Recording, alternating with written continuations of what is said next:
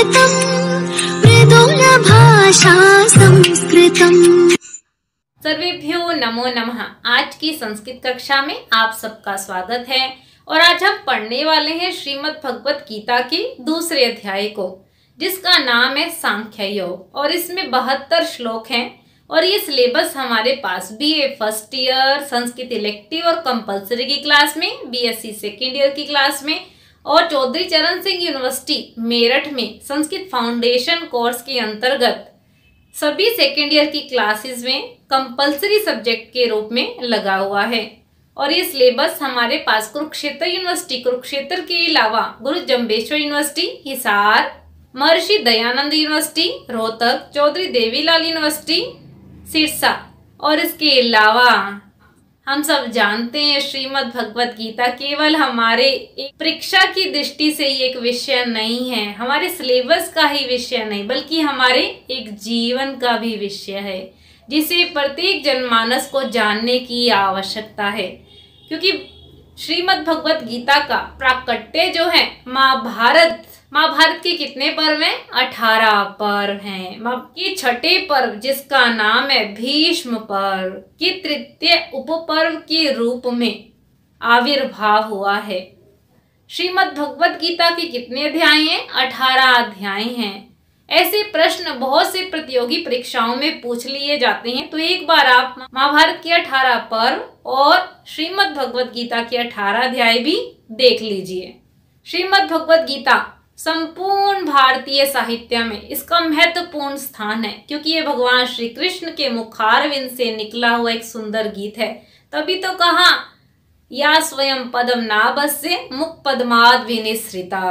श्रीमद् भगवत गीता के 18 अध्याय हैं जो 700 श्लोकों में विभक्त हैं। और गीता के विषय में बहुत सुंदर कहा, गीता सुगीता कर्तव्य किमन्य शास्त्र विस्तरई। यदि गीता का ही भली प्रकार गायन कर लिया जाए, अध्ययन कर लिया जाए, व्यवहार में उतार लिया जाए, तो किसी अन्य ग्रंथों के पठन पाठन की क्या आवश्यकता है। श्रीमद् भगवत गीता के मुख्य पात्रों के रूप में कौन है? कौन प्रश्न कर रहा है? अर्जुन। और कौन उत्तर दे रहा है? भगवान श्री कृष्ण। इस संपूर्ण घटना को संजय, जिसे महर्षि वेदव्यास की कृपा से दिव्य दृष्टि की प्राप्ति हुई है, वह राजभवन में बैठा हुआ संपूर्ण वृत्तांत को राजा धृतराष्ट्र को बता रहा है। हम जानते हैं कुरुक्षेत्र की युद्ध भूमि में कौरव और पांडवों की सेना खड़ी है, परंतु अर्जुन जब अपने शत्रु पक्ष में अपने कौरव इत्यादि भाइयों को, भीष्म पितामह को, द्रोणाचार्य आदि गुरुजनों को देखता है तो विचलित हो जाता है और युद्ध न करने का निर्णय ले बैठता है। तब भगवान श्री कृष्ण अर्जुन को उपदेश देते हैं और उपदेश देते वक्त अर्जुन बहुत से प्रश्न करता है। वो केवल प्रश्न अर्जुन के नहीं है, हम सब के भी प्रश्न हैं। तो चलिए हम भी जानते हैं उनके उन प्रश्नों को और उनके समाधानों को। ये लेक्चर कई सीरीज में चलने वाला है, क्योंकि आप जानते हैं इस दूसरे अध्याय में कितने श्लोक हैं? 72 श्लोक हैं, जो लगभग 10 सीरीज में हम इसे जानेंगे। आप अपनी क्लास के सिलेबस के अनुसार इन श्लोकों की संख्या को देखकर इन सभी लेक्चर्स को जरूर अटेंड करें और साथ साथ नोट्स भी बनाएं। और लेक्चर को लाइक करना, शेयर करना और सब्सक्राइब करना तो भूलना ही नहीं है। तो चलिए आरंभ करते हैं। स्टूडेंट्स, हम पिछले कई लेक्चर से श्रीमद् भगवत गीता के दूसरे अध्याय के श्लोकों को जान रहे हैं। तो इस अध्याय का क्या नाम है? सांख्य योग। इसमें कितने श्लोक हैं? 72 श्लोक हैं। वो किस क्रम से हैं? तो एक बार आप इसे देख लीजिए। और 11वें श्लोक से भगवान श्री कृष्ण का उपदेश आरंभ होता है और इसमें से अभी तक हम 45 श्लोक जो हैं कर चुके हैं और आज हम 46 से लेके 53 तक के श्लोकों को जानेंगे, क्योंकि उसके बाद अर्जुन जो है स्थित प्रज्ञा संबंधित प्रश्न कर रहा है और फिर उसका समाधान है। तो स्थित प्रज्ञा संबंधी लेक्चर को हमने लास्ट के 3 लेक्चर में कवर किया है। सबसे पहले हम प्रसंग लिखते हैं, अवतरण, अर्थ, व्याख्या और फिर व्याकरण का अंश। प्रसंग और संदर्भ एक ही बात है। यूपी की तरफ अधिकतर प्रसंग के स्थान पे संदर्भ का प्रयोग किया जाता है। तो आप जिस भी क्षेत्र में रहने वाले हैं उस क्षेत्र के अनुसार आप इनकी हेडिंग का प्रयोग कर सकते हैं। प्रस्तुत श्लोक जो है महर्षि वेदव्यास द्वारा रचित है। महाभारत के छठे पर्व जिसका नाम है भीष्म पर्व और तृतीय उपपर्व के रूप में श्रीमद् भगवत गीता का आविर्भाव हुआ है और जिसके दूसरे अध्याय को हमें जानने का अवसर मिला जिसका नाम है सांख्य योग। चलिए आरंभ करते हैं। यावान अर्थ उदपाने सर्वतः संप्लुतोदके तावान सर्वेषु वेदेषु ब्राह्मणस्य विजानतः। लिखने का क्रम, प्रसंग, अवतरण। तो यहाँ देखते हैं क्या स्थिति है। यहाँ भगवान श्री कृष्ण अर्जुन को बता रहे हैं कि एक ज्ञानी पुरुष को वेदों से कितना प्रयोजन है। उसके बाद हम इसके अर्थ को लिखेंगे और उससे ही पहले हम कठिन शब्दार्थों को जानेंगे और साथ साथ पदच्छेद भी करेंगे। यावान अर्थ उदपाने सर्वतः संप्लुतोदके, उदक कहते हैं जल को। तावान सर्वेषु वेदेषु ब्राह्मणस्य विजानतः, बाकी सब सरल है। चलिए अर्थ बनाते हैं। यावान जितना, अर्थ का अर्थ यहाँ पर है प्रयोजन। उदपाने छोटे जलाशय में, संप्लुतोदके उदक माने जल हो गया, संप्लुत माने भरा हुआ, भरे हुए जलाशय के मिल जाने पर, तावन उतना, विजानत, वी माने विशेष, जो विशेष रूप से जानता है, विशेष ज्ञान को प्राप्त हुए। चलिए इसका अर्थ बनाने का प्रयास करते हैं। यहाँ भगवान श्री कृष्ण अर्जुन को कह रहे हैं यावान अर्थ उदपाने सर्वतः संप्लुतोदके। संप्लुतोदके माने जो पूरी तरह से जल भरा हुआ है, ऐसे उदपाने माने छोटे जलाशयों में, छोटे सरोवर से। यावान अर्थ मानव का जितना भी प्रयोजन रहता है, तावान सर्वेषु वेदेषु ब्राह्मणस्य विजानतः, ब्रह्म के ज्ञाता, ऐसे जो ब्राह्मण हैं उनका जो विशेष ज्ञान को रखते हैं उनका भी उतना ही प्रयोजन होता है। इस प्रकार आप अर्थ लिखेंगे और फिर हम इसे एक्सप्लेन करेंगे। यहाँ भगवान श्री कृष्ण अर्जुन से कह रहे हैं कि जिस प्रकार जल से भरे हुए जलाशय में एक प्यासे व्यक्ति को जितने जल की आवश्यकता होती है वह उतना ही जल ग्रहण करता है, सारा जल नहीं पीता है, उसी प्रकार वेदों में अनेक प्रकार के विषय हैं, परंतु जो मोक्ष की इच्छा रखता है उस व्यक्ति को वेदों में से केवल मोक्ष संबंधित विषय को ही ग्रहण करना चाहिए, अन्य विषय को नहीं। तो इस प्रकार आप एक्सप्लेन करेंगे और फिर हम व्याकरण के अंशों को जोड़ेंगे। जो भी स्टूडेंट्स आप शब्द रूप, धातु रूप, संधि, समास, प्रत्यय, छंद, अलंकार संबंधित जितने भी व्याकरण आप पढ़ चुके हैं उसको आप यहाँ पर जरूर जोड़ने का प्रयास करें। और उसके बाद हम यहाँ विशेष देखते हैं, अनुष्टुप छंद है। अगर आप छंदों को बहुत डिटेल से जानना चाहते हैं कि एक श्लोक में किस प्रकार छंद की पहचान करें तो इससे रिलेटेड सभी इंपॉर्टेंट लिंक्स आपको डिस्क्रिप्शन बॉक्स में दिए जाएंगे, तो आप डिस्क्रिप्शन बॉक्स जरूर चेक करें। और यहाँ पर एक ज्ञानी पुरुष के लिए उपदेश यह है कि वेदों में वर्णित विषयों में से केवल मोक्ष परक विषय को ही ग्रहण करे। और इसके साथ साथ ये भी बताना चाहेंगे स्टूडेंट्स, चौधरी चरण सिंह मेरठ यूनिवर्सिटी के स्टूडेंट्स हैं, उनके पास श्रीमद् भगवत गीता के दूसरे अध्याय के 16 से लेके 50 श्लोक हैं। आपको वहां पे व्याकरण संबंधित अंशों को देना या छंद, अलंकार, शब्दरूप, धातुरूप क्या है इनको बताना आवश्यक नहीं है। आप प्रसंग लिखिए कि ये श्लोक कहाँ से लिया है, इसमें किस स्थिति का वर्णन है, तो वो अवतरण में हो जाएगा। अर्थ लिख के उसको आप एक्सप्लेन कर दीजिए। तो इस प्रकार से आपको स्पेशली मेरठ यूनिवर्सिटी वाले स्टूडेंट्स को इस तरीके से श्लोकों को अटेम्प्ट करना है। और जो BA first year Sanskrit elective और कंपल्सरी के स्टूडेंट्स हैं तो आपके लिए हम ये कहेंगे कि आप व्याकरण संबंधित अंशों को जितना जोड़ सकते हैं जरूर जोड़िए। ठीक है स्टूडेंट, समझ आ रहा है ना आपको कि किस तरीके से पेपर में आपको एक श्लोक अटेम्प्ट करना है। तो चलिए आगे बढ़ते हैं। ये श्लोक हमारे पास गुरु जम्बेश्वर यूनिवर्सिटी में 2021 के पेपर में आया हुआ है और सबसे फेमस श्लोक है कर्मणेवाधिकारस्ते मा फलेषु कदाचन माँ कर्म फल हेतुर्भूर माते संगोस्त्व कर्मणि। लिखने का क्रम, प्रसंग, अवतरण। तो यहाँ देखते हैं क्या स्थिति है। यहाँ भगवान श्री कृष्ण अर्जुन को कर्म और कर्म फल के विषय में उपदेश दे रहे हैं। उसके बाद हम अर्थ लिखेंगे और उससे पहले हम कठिन शब्दार्थों को जानेंगे और साथ साथ पदच्छेद भी करेंगे। कर्मणेव, कर्मणि यन संधि है, एव अधिकार विसर्ग संधि के अनुसार स का विसर्ग प्लस ते मा फलेषु कदाचन मा कर्म फल हेतुर हेतु भूमा ते संगो अवग्रह का चिन्ह है ना, पूर्व रूप संधि बनी अस्तु कर्मणि। चलिए शब्दार्थ बनाते हैं। कर्मणि क्या अर्थ है इसका? कर्म में अधिकार है। हेतु, हेतु का अर्थ है कारण। भू माने बन, माँ का अर्थ क्या है? मत। अकर्मणि, कर्मणि माने कर्म में, अकर्मणि माने कर्म ना करने में। चलिए अर्थ बनाने का प्रयास करते हैं। यहाँ भगवान श्री कृष्ण अर्जुन को बहुत स्पष्ट कह रहे हैं कर्मण्येवाधिकारस्ते, कि तेरा अधिकार जो है कहाँ तक है? कर्म करने में है। मा फलेषु कदाचन, उन कर्मों के फलों में नहीं है, उन कर्मों से प्राप्त होने वाले फलों के विषय में तेरा अधिकार नहीं है। माँ कर्म फल हेतुर, तो उन कर्मों के फल का कारण भी मत बन। माते संगोस्त्व कर्मणि, और तेरी कर्म ना करने में भी क्या है? संग माने आसक्ति ना हो। इस तरीके से आप अर्थ लिखेंगे और फिर हम इसको एक्सप्लेन करेंगे।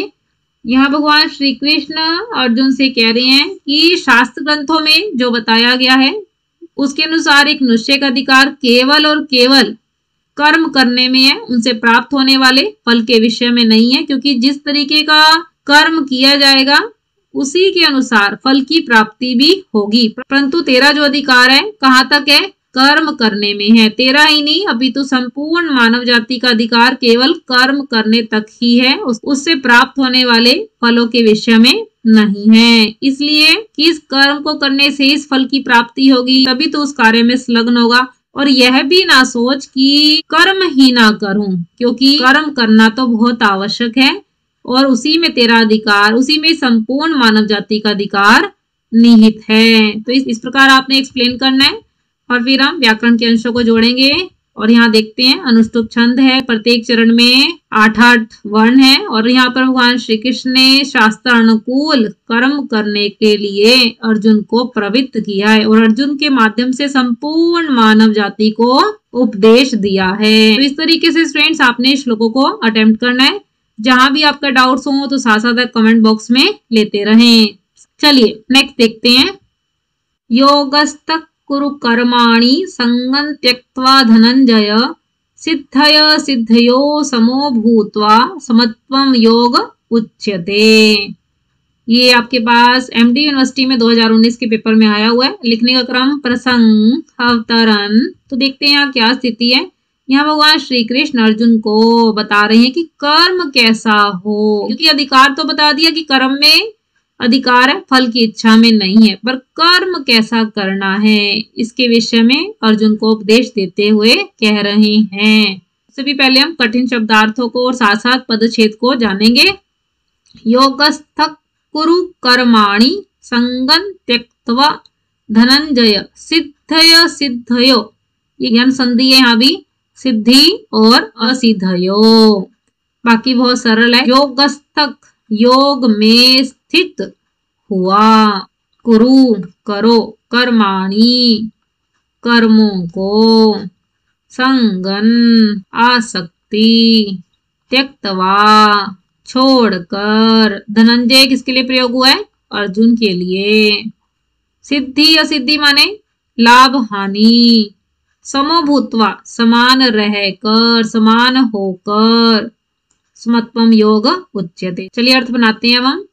योगस्तक कुरु कर्माणि संगं त्यक्त्वा धनंजय। यहाँ भगवान श्री कृष्ण कह रहे हैं, हे अर्जुन, योगस्थक योग में स्थित रहते हुए तुम संगं त्यक्त्वा आसक्ति को छोड़कर, सिद्धियो सिद्धयो सिद्धि और असिद्धि में समभूत्वा समान रहकर, कुरु कर्माणि का ना कर्मों को करो। समत्वम योग उच्यते, यह समत्व भाव ही योग कहलाता है।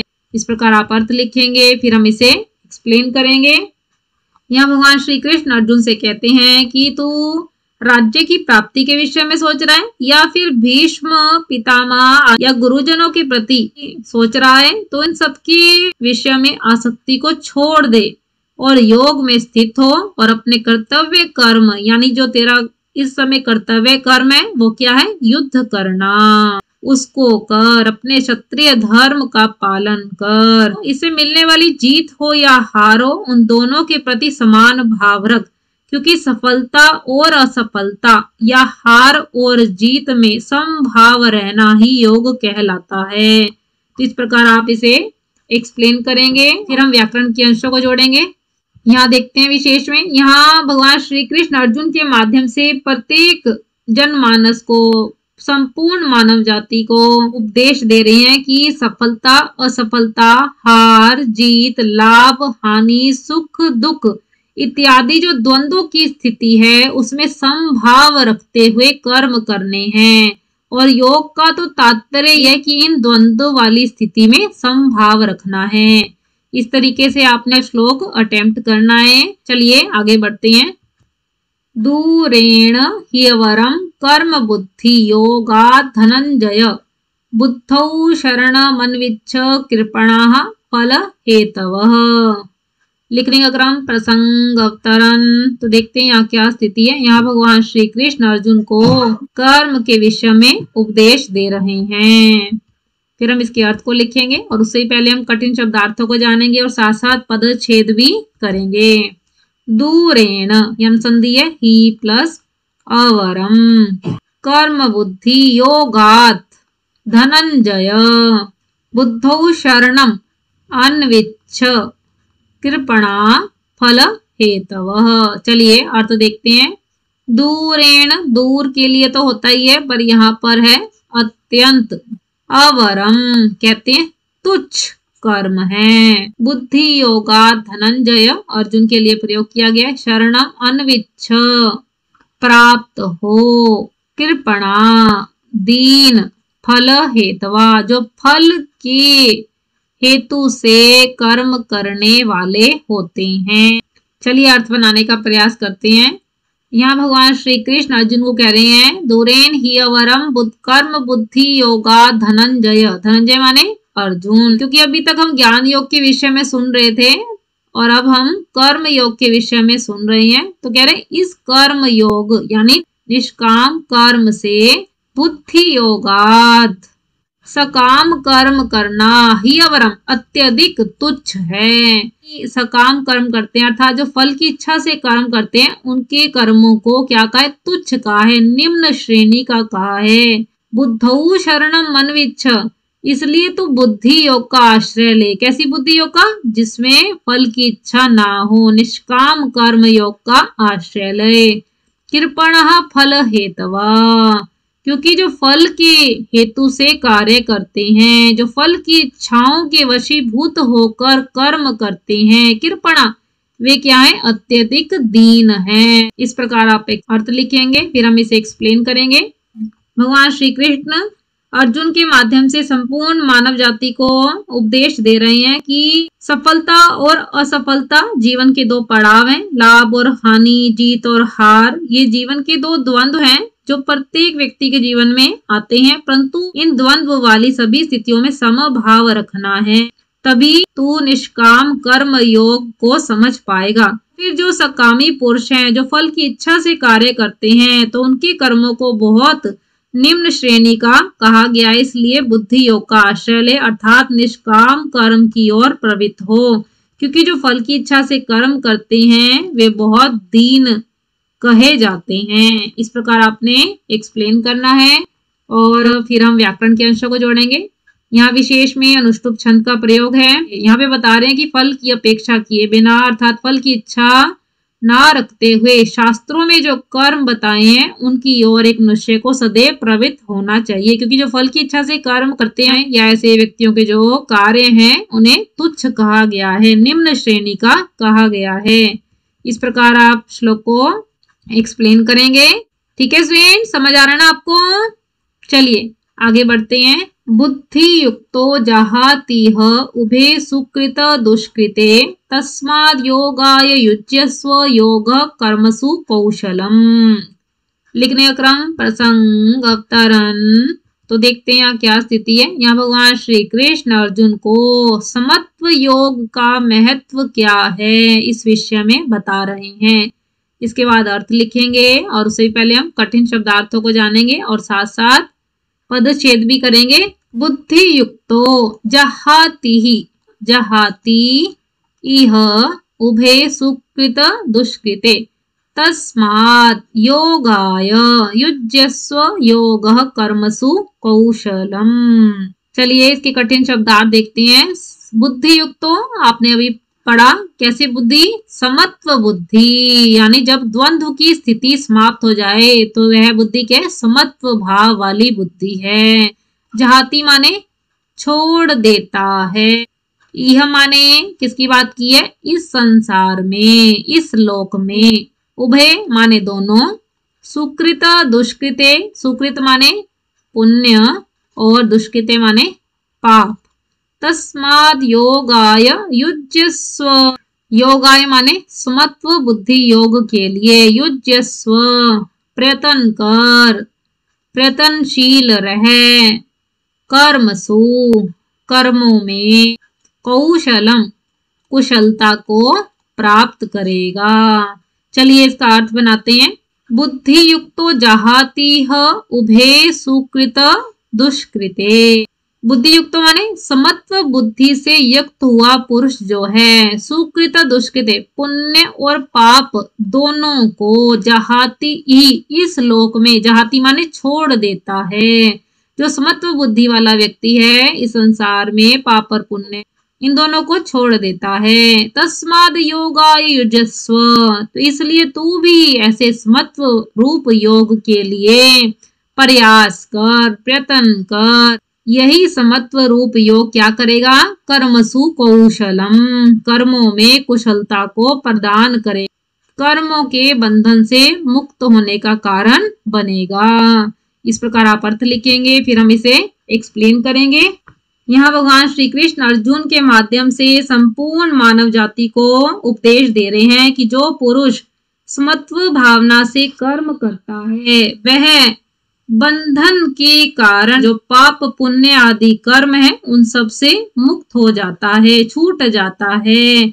इसलिए जब कर्म बंधन से ही छूट गया तो क्या होगा? उसकी बुद्धि समत्व बुद्धि हो जाएगी और यही समत्व योग जो है उसके कर्मों में कुशलता को लाएगा, अर्थात उसके कर्मों में परफेक्शन आएगी। तो इस तरीके से आपने एक्सप्लेन करना है और फिर हम व्याकरण के अंशों को जोड़ेंगे। इसमें देखते हैं विशेष, यहाँ भी अनुष्टुप छंद का प्रयोग है और यहाँ सुख दुख लाभ हानि जय पराजय सफलता असफलता आदि जो द्वंद्व है उनमें समत्व भाव रखने का उपदेश दिया गया है और योग से तात्पर्य समत्व योग है और यही योग जो है एक व्यक्ति के कर्मों में कुशलता को लाता है। तो इस तरीके से स्टूडेंट्स आपने श्लोकों को अटेम्प्ट करना है। आप सबको समझ आ रहा है ना? चलिए नेक्स्ट श्लोक देखते हैं। कर्मजं बुद्धि युक्ता ही फलं त्यक्त्वा मनीषिणः जन्म बंध विनिर्मुक्ताः पदं गच्छन्त्य नामयम्। लिखने का क्रम, प्रसंग, अवतरण। तो देखते हैं यहाँ क्या स्थिति है। यहाँ भगवान श्री कृष्ण अर्जुन से समत्व बुद्धि योग की विशेषता बता रहे हैं कि समत्व योग क्या है। फिर हम इसके अर्थ को लिखेंगे और उससे पहले हम कठिन शब्दार्थों को जानेंगे और साथ साथ पदच्छेद भी करेंगे। कर्मजं बुद्धि युक्तो ही फलं त्यक्त्वा मनीषिणः जन्म बंध विनिर्मुक्ताः पदं गच्छन्ति। यहाँ पर यन संधि है, गच्छन्ति प्लस अनामयम। ये बाकी बहुत सरल है। शब्दार्थ देखते हैं। कर्मजं कर्मों से उत्पन्न, बुद्धि युक्ता समत्व बुद्धि से युक्त, त्यक्त्वा छोड़कर, त्वा प्रत्यय यहाँ पर, मनीषिणा मनीषी लोग, ज्ञानी लोग, विद्वान लोग, जन्म बंध विनिर्मुक्ता, विनिर्मुक्ता क्लियर हो रहा है, मुक्त होना। गच्छन्ति जाने के लिए यहाँ पर होगा प्राप्त होते हैं। अनामयम निर्विकार। चलिए अर्थ बनाते हैं अब हम। कर्मजम बुद्धि युक्ता ही फलन त्यक्त्वा मनीषिणा। यहाँ भगवान श्री कृष्ण अर्जुन को कह रहे हैं कि जो समत्व भाव से युक्त हुई बुद्धि वाला हो जाता है, ऐसे जो मनीषी लोग हैं, ऐसे जो विद्वान लोग हैं, फलन त्यक्त्वा कर्मों से जो उत्पन्न फल है उसको छोड़कर, जन्म बंध विनिर्मुक्ता जन्म रूपी बंधन से मुक्त होकर, गच्छन्त्य अनामयम निर्विकार उस परम पद को प्राप्त हो जाते हैं। इस प्रकार आप अर्थ लिखेंगे, फिर हम इसे एक्सप्लेन करेंगे। यहाँ भगवान श्री कृष्ण अर्जुन से कह रहे हैं कि जो समत्व बुद्धि योग से युक्त हो जाता है तो वे कर्मों से प्राप्त होने वाली फल की इच्छा से भी मुक्त हो जाता है, और ऐसा व्यक्ति जो है जन्म मरण रूपी बंधनों से भी मुक्त होकर मोक्ष को प्राप्त करता है। इस प्रकार आप एक्सप्लेन करेंगे और फिर हम व्याकरण के अंशों को जोड़ेंगे। विशेष में देखते हैं यहाँ भी अनुष्टुप छंद का प्रयोग है, और प्रत्येक जनमानस को भगवान श्री कृष्ण उपदेशित कर रहे हैं कि जो समत्व भाव रखता है वे जन्म और मृत्यु के बंधन से मुक्त हो जाता है। तो इस तरीके से आपने श्लोकों को अटेम्प्ट करना है। चलिए आगे बढ़ते हैं। यदा ते मोह कलिलम बुद्धिर्व्यतितरिष्यति तदा गन्तासि निर्वेदम श्रोतव्यस्य श्रुतस्य च। लिखने का क्रम प्रसंग अवतरण। तो देखते हैं यहाँ क्या स्थिति है। यहाँ भगवान श्री कृष्ण अर्जुन को उपदेश देते हुए कहते हैं कि मोह ममता से रहित व्यक्ति ही ज्ञान को प्राप्त होता है। फिर हम इसके अर्थ को लिखेंगे और उससे भी पहले हम कठिन शब्दार्थों को जानेंगे, साथ साथ पदच्छेद भी करेंगे। यदा ते मोह कलिलम बुद्धिर व्यतितरिष्यति तदा गन्तासि निर्वेदम श्रोतव्यस्य श्रुतस्य च।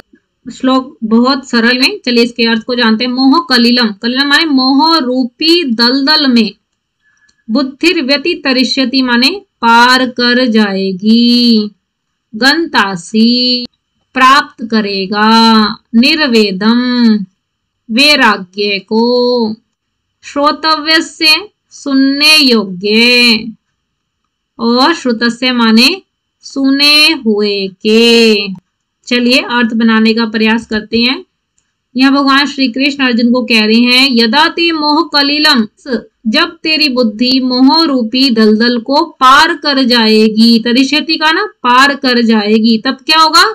तब तू सुने हुए और श्रोतव्य से और भविष्य में सुनने वाले सभी विषयों से निर्वेदम वैराग्य को प्राप्त हो जाएगा। इस प्रकार आप अर्थ लिखेंगे, फिर हम इसे एक्सप्लेन करेंगे।